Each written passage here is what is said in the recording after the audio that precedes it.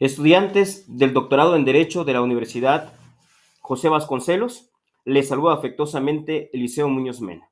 Pues bien, es un gusto trabajar nuevamente con ustedes y en esta ocasión vamos a trabajar con la materia de Derecho Internacional de los Derechos Humanos.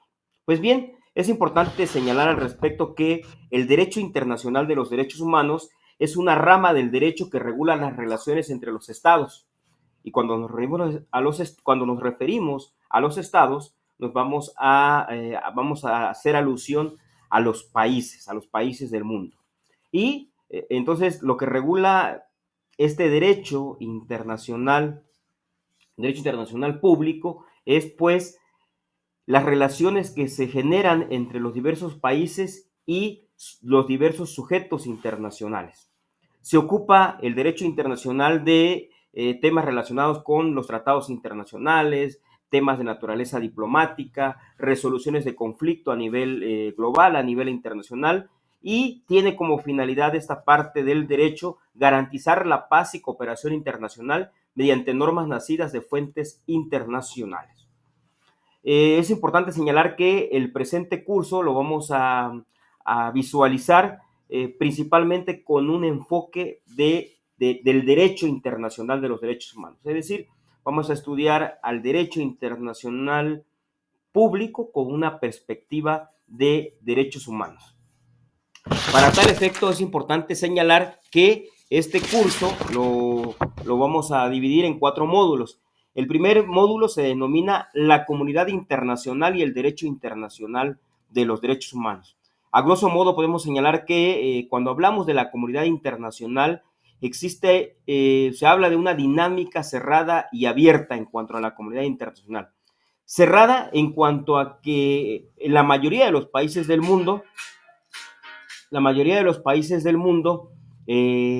aluden o más bien invocan la soberanía nacional como una institución jurídica que evita la intromisión en los asuntos públicos, en los asuntos políticos, en los asuntos jurídicos al interior de los países. Por otra parte, también es importante señalar que se habla de la comunidad internacional con una perspectiva cerrada, puesto que también hay países que invocan su derecho constitucional interno, su derecho interno. Entonces tenemos ahí una dinámica de invocar por una parte la soberanía nacional para que no haya intromisión de parte de otros países, pero por otra parte también se da cabida al derecho internacional en asuntos de orden público.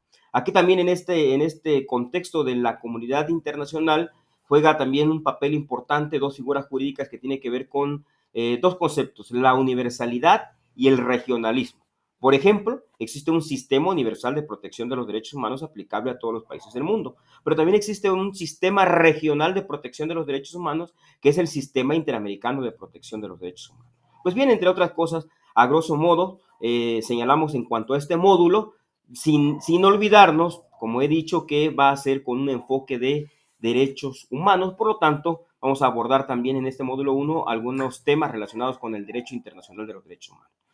Ahora bien, en lo que hace al módulo 2, este módulo 2 se denomina ¿quiénes son los sujetos del derecho internacional público? Y al respecto es importante señalar que se conoce a nivel de la doctrina que quienes son sujetos de este derecho internacional regularmente son, del derecho internacional público, son los países del mundo, los organismos internacionales y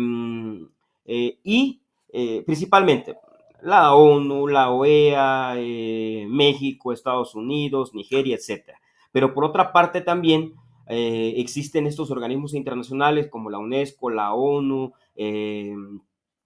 que van a dilucidar o van a converger en este ámbito del derecho internacional público, sin olvidar el papel que de cierta manera juegan las personas a título, valga la expresión, a título individual, por ejemplo, cuando ocurren ante los sistemas universal o sistemas interamericanos de protección de los derechos humanos.